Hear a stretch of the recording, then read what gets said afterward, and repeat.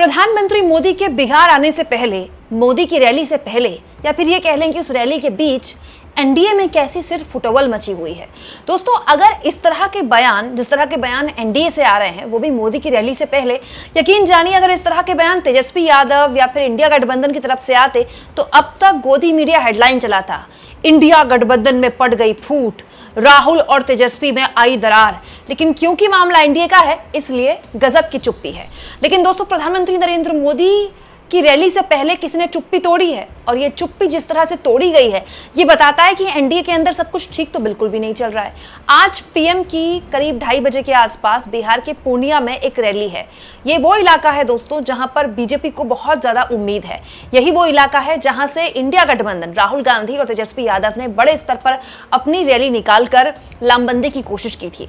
लेकिन उससे पहले ही मोदी जी के मंत्री और एनडीए के बड़े सहयोगी जीतन राम मांझी ने साफ तौर पर अल्टीमेटम दे दिया है। किसे? एनडीए को, कि अगर इस बार उनकी इज्जत नहीं रखी गई, उनका मान नहीं रखा गया, तो अकेले चुनाव लड़ने से भी वो गुरेज नहीं करेंगे। दोस्तों, जीतन राम मांझी जो कि केंद्र में मंत्री भी हैं और एनडीए के बेहद इंपॉर्टेंट सहयोगी हैं, बिहार के पूर्व मुख्यमंत्री हैं, उन्होंने एक बड़ी बात बोल दी है। उनके हिसाब से ये चुनाव जो है उनके लिए करो या मरो का चुनाव है।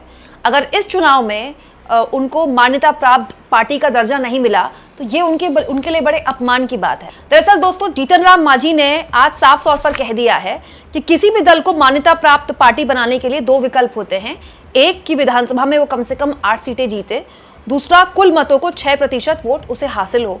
और इन दोनों ही चीजों को लेकर जीतन राम मांझी ने जो है अपना आंकड़ा दुरुस्त कर लिया है। उनके हिसाब से किसी भी हाल में उनको एनडीए के गठबंधन में रहकर 15 सीटों पर तो चुनाव लड़ना ही पड़ेगा, क्योंकि जीतन राम मांझी ये कह रहे हैं कि 15 सीटों पर चुनाव लड़ेंगे तब जाकर 8 जीतेंगे। लेकिन वहीं जीतन राम मांझी दोस्तों एक और विकल्प दे रहे हैं। दोस्तों, अपनी पार्टी के नेताओं को ये विकल्प दे रहे हैं कि ऐसा भी हो सकता है कि राज्य की 50 से 100 सीटों पर हम अपने उम्मीदवार उतार दें और वहां से 10,000 वोट हमको मिल जाएं।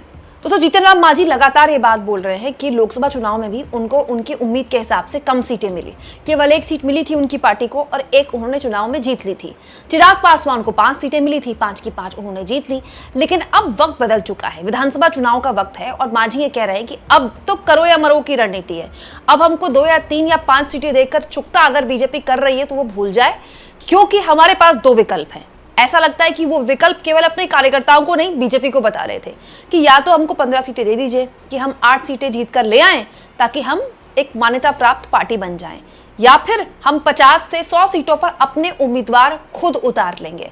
दोस्तों, अगर ऐसा होता है तो जाहिर तौर पर एनडीए के लिए एक बहुत बड़ा सिरदर्द भी होने वाला है और बहुत बड़ी टेंशन भी होने वाला है। दोस्तों, ये भी बताता है कि एनडीए के अंदर जाहिर तौर पर कुछ तो ठीक नहीं चल रहा है, बल्कि सीट शेयरिंग को लेकर जो रस्साकशी है वो जबरदस्त है।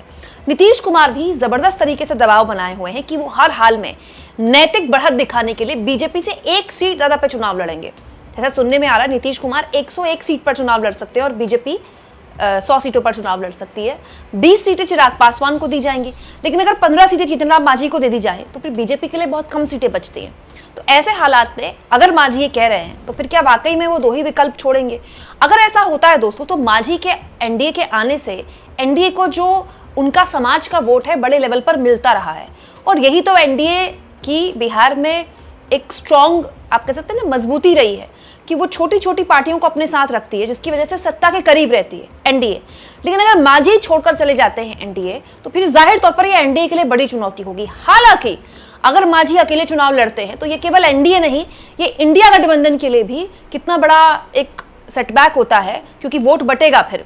और मांझी अगर अलग होकर चुनाव लड़ेंगे तो फिर विपक्ष का वोट लेंगे ना वो, तो जाहिर तौर पर उनके लिए भी एक चुनौती हो सकती है।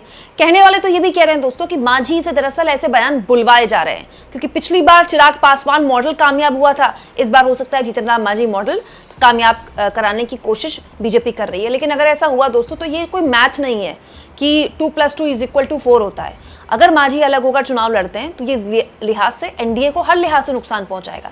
वहीं दूसरी ओर जो रस्साकशी है वो इंडिया गठबंधन में भी खूब हो रही है। अब देखिए, तेजस्वी यादव ने एक बयान दे दिया कि हर सीट पर तेजस्वी चुनाव लड़ेगा।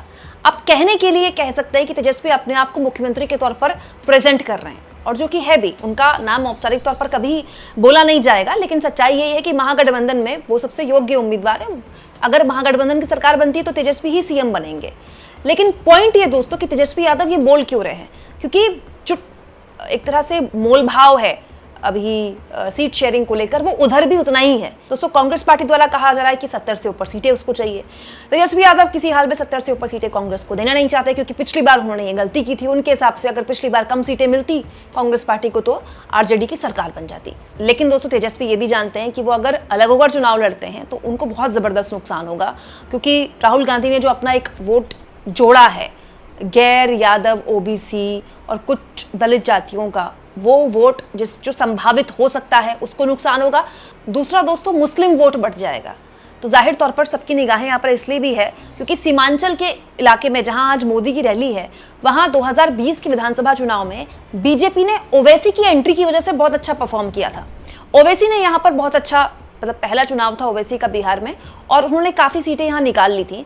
और वो जो सीटें उन्होंने निकाली थी वो आरजेडी के नुकसान पर निकाली थी। मुस्लिम वोटर बड़े स्तर पर ओवैसी के साथ आया था और इसका सीधा लाभ मिला था बीजेपी को। लेकिन दोस्तों ये तो केवल सीमांचल के इलाके में है। अगर पूरे बिहार में मांझी जैसी नेता अलग हो जाते हैं, जो कि अपने समाज के नेता तो हैं ही, तो जाहिर तौर पर ये बीजेपी के लिए भी चुनौती होगा। दूसरी चुनौतियां इधर भी हैं।